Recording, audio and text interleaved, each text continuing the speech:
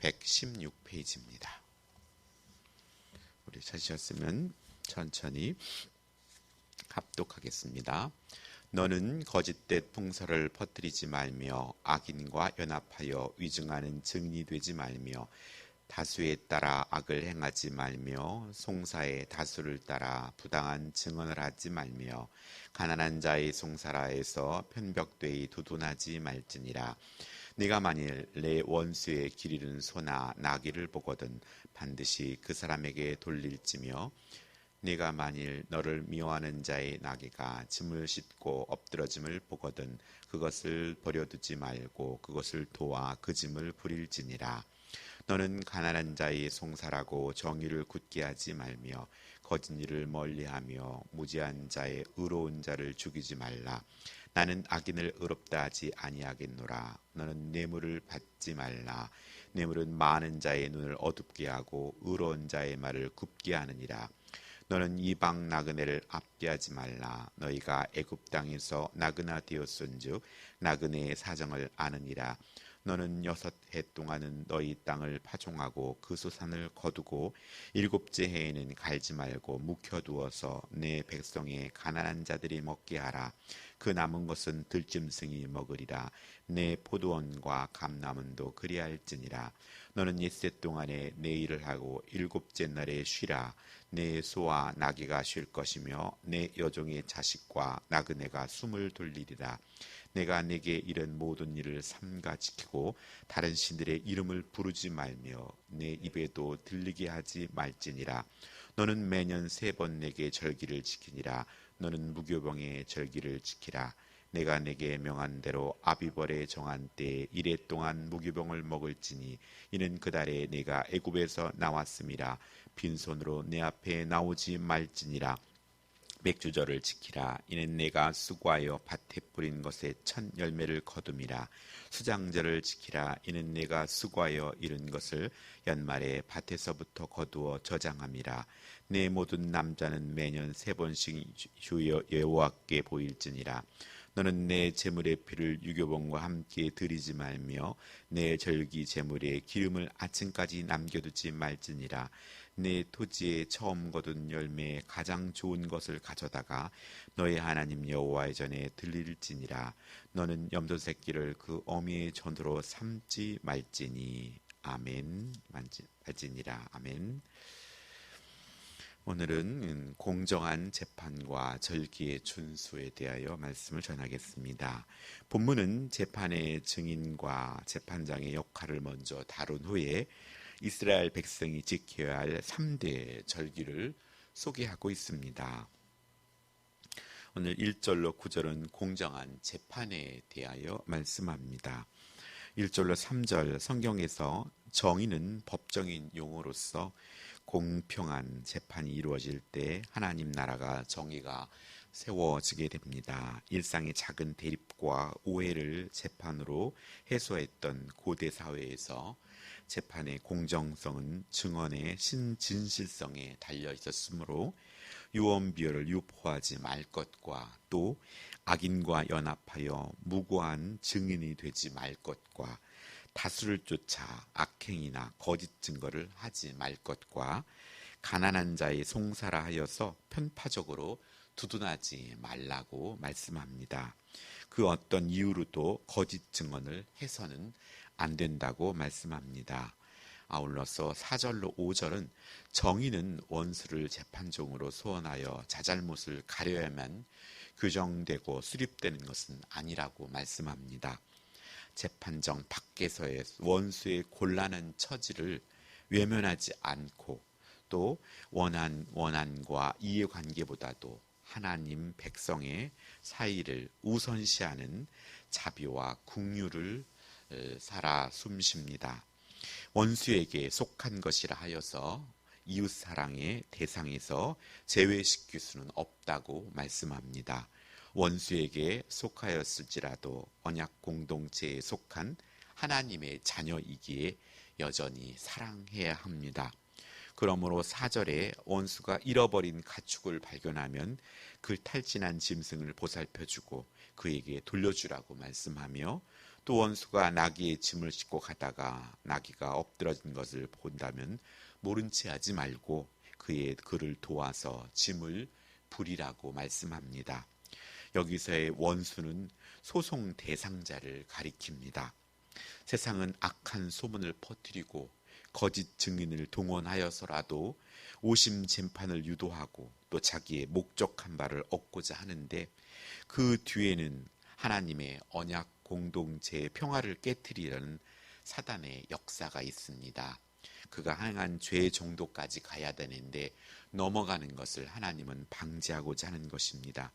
이에는 교묘한 원수의 계략에 빠지면 형제들을 원수로 여기게 되고 결국 하나님의 계명을 위반하게 되는 것입니다. 6절로 9절에 재판장이 뇌물을 바치지 못하는 가난한 이들에게 또 불의한 구분 판결을 내리고 악인들과 한 통속이 되어서 의인들을 죄인으로 몰아 박해하는 것은 사법제도에 호소하지 못하고 하늘을 향해 부르짖을 수밖에 없던 이스라엘을 애굽에서 구출하신 하나님의 정의를 조롱하는 것이라고 말씀합니다.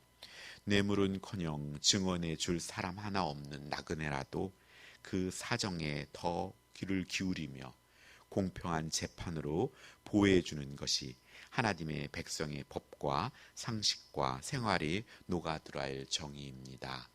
이 나라에도 동남아나 어려운 나라에서 와서 일하는 많은 국민들이 있습니다. 그들의 정의와 공의를 대변해주고 그들을 인격적으로 대우해주는 것, 그것 또한 하나님이 기뻐하는 모습일 것입니다. 이스라엘은 애굽 땅에서 나그네로 지내면서 그들의 노예가 되어서 온갖 고통과 서러움을 다 겪어야 했습니다. 하나님의 은혜로 그 노역 가운데 이끌려 나와 자유민이 되었고 약속의 땅을 기업으로 얻게 되었습니다. 나그네의 사정을 어느 민족보다 잘 알기에 나그네가 이웃이 있을 때 그들의 고충을 살피는 것은 하나님으로부터 은혜 받은 자의 마땅한 삶인 것입니다. 오늘 우리도 죽었던 우리를 하나님께서 예수 그리스도의 십자가의 사랑으로 구원해 주셨기 때문에 오늘 그 받은 사랑과 그 용서함을 이웃을 향해 펼치는 것은 하나님이 기뻐하는 삶입니다. 오늘 10절로 13절에는 안식년과 안식일에 대하여 말씀합니다. 안식년이 7째 해에는 땅을 통한 모든 생산활동을 중단하고 땅을 쉬게 하라고 말씀합니다. 이 말씀대로 땅을 쉬게 할 경우 토지는 휴식을 통해서 지력을 회복하는 계기가 되고 1년 뒤에 높은 생산력을 보여주게 됩니다. 또 휴경지에 자란 작물은 가난한 이웃들에게 소득이 되고 또 짐승들도 양식을 취할 수 있게 되며 하나님의 창조 세계 전체를 풍요롭게 하며 또 경작자들을 역시 육체적으로 경제적인 일에 자유롭게 되어서 영적인 사업에 매진할 수 있는 기업을 얻어서 영적인 풍요를 누릴 수 있게끔 합니다. 허나 인간의 욕심은 이를 이행하기 어려운 것이 현실이지만 오늘 우리들의 삶 가운데 기부 문화와 또 물질을 들음으로 그 물질이 하나님 나라에 또 이웃을 향해 구제와 모든 봉사의 삶으로 아름답게 쓰여진다는 것은 또한 하나님의 귀한 일인 것입니다. 오늘 12절로 13절은 안식일의 적극적인 의미를 설명하고 있습니다. 7째 날에 쉬어야 할 대상은 소나 낙이나 또 여종과 또 자식들과 나그네입니다. 힘써 일한 이들과 짐승이 모두 숨을 돌리면 오직 하나님의 이름을 부르며 찬양하라고 명하고 있습니다. 그런데 이 표현은 다른 신들의 이름을 부르지도 말며 내 입에도 들리게 하지도 말라고 말씀하고 있습니다. 하나님은 형식적인 예배가 아니라 기쁨으로 자원하는 자의 예배를 기뻐 받으신다는 사실이고 이것을 간절히 기다린다는 사실입니다. 내가 인생의 주인 노릇을 하면 쉼을 상실하고 다른 사람의 쉼마저도 빼앗는 것은 다른 신들의 가르침입니다. 코로나19로 소홀했던 우리의 예배를 돌아보면서 오직 기회 있을 때 회개하고 돌이켜야 합니다. 예배와 삶, 또 안식과 힘써 일함, 이 두 가지는 모두가 신앙의 표현이며 하나님께 복종하는 일입니다. 예배는 신령해야 하며 삶은 정의로워야 합니다. 또 이 두 가지는 서로 불가분의 관계를 맺고 있기에 진실한 예배는 질 높은 삶을 보장하며 정의로운 삶은 영적 풍요를 공급하는 산 예배를 보장합니다. 끝으로 오늘 3대 절기를 소개합니다. 무교절, 맥추절, 수장절은 하나님의 사랑과 공급하심에 감사하는 표현이자 또 언약 백성의 복을 영위하는 축제의 기간입니다. 첫 번째 무교병의 절기는 이때 먹은 고생의 떡 무교병은 매년 첫 번째로 수확한 보리로 만들었습니다.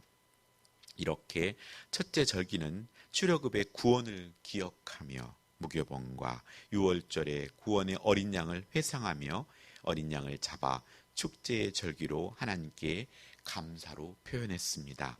두 번째 절기는 맥추절은 다 익은 보리나 밀 같은 밭곡식을 수확한 후에 감사드리는 절기였습니다. 이른 시기에 이 수확은 처음으로 보리를 수확하고 7주 후에 곧 50일 후에 지켰기 때문에 77절 또는 오순절이라 부릅니다. 세 번째 절기는 수장절로 연말에 밭에서 거두어 저장하기 때문에 수장절이라고도 했습니다. 이 절기의 가장 큰 추수감사의 절기였습니다. 들판과 과수원, 포도원 모두를 풍성하게 해주신 하나님께 감사하며 또 이렇게 축하함으로 초막절이라고도 불렀습니다. 3대 명절에는 하나님께 수확한 것들 가운데 감사의 예물을 하나님께 바쳐야 합니다. 제물을 드릴 때 주의할 점은 첫째, 제물의 피를 제단의 유교병과 함께 드리지 말고 하나님의 몫인 기름은 아침 이전에 태우라 말씀하십니다. 희생 제물의 피와 누룩을 합하는 것은 금하신 것은 희생 제물의 피와 누룩이 섞이게 되면 부정하게 되기 때문이었습니다. 둘째는 처음으로 수확한 것 중에 가장 좋은 것을 가져다가 하나님의 전에 드리라고 말씀합니다. 첫 것은 다음에 따르는 열매 전체를 대표합니다. 그러므로 첫 수확물의 가장 좋은 것을 드림은 자신의 모든 수확물이 하나님의 것이라는 뜻을 담고 있기에 풍성하고 아름다운 모든 소산물이 전적으로 하나님의 은혜로 거두게 되었음을 인정하고 감사하는 신앙의 고백입니다. 셋째는 어미의 젖으로 어린 새끼, 염소 새끼를 삶지 말라고 말합니다. 비록 잡아먹는 짐승이라 할지라도 그 생명의 근원이라 할 수 있는 어미의 젖에 넣어 삶는 행위는 비윤리적이고 비신앙적인 것임을 분명하게 확정하는 교훈입니다.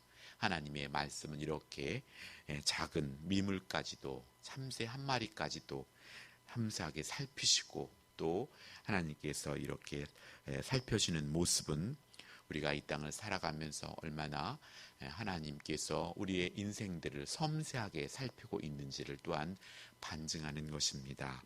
오늘 이 땅에 사법의 정의가 바로 세워지고 아무도 억울하지 않고 고난받는 자가 없는 그런 복된 민족, 나라가 되기를 간구하며 이를 살피며 우리가 그의 하나님의 귀한 손길로 또 이웃을 사랑하는 복된 하루, 또 구원을 마무리하는 복된 하루가 되기를 예수님의 이름으로 축복합니다. 기도하겠습니다. 하나님 아버지 감사드립니다. 하나님의 말씀을 통하여 이렇게 섬세하게 세세하게 우리를 일깨워 주심을 또한 감사드립니다. 하나님의 말씀을 사모하게 하시고 말씀을 읽고 말씀 가운데 하나님의 뜻하신 바를 깨닫고 우리가 더욱더 유아기적인 믿음에서 그리스도의 장성한 분량, 믿음의 분량만큼 성장하기를 원합니다.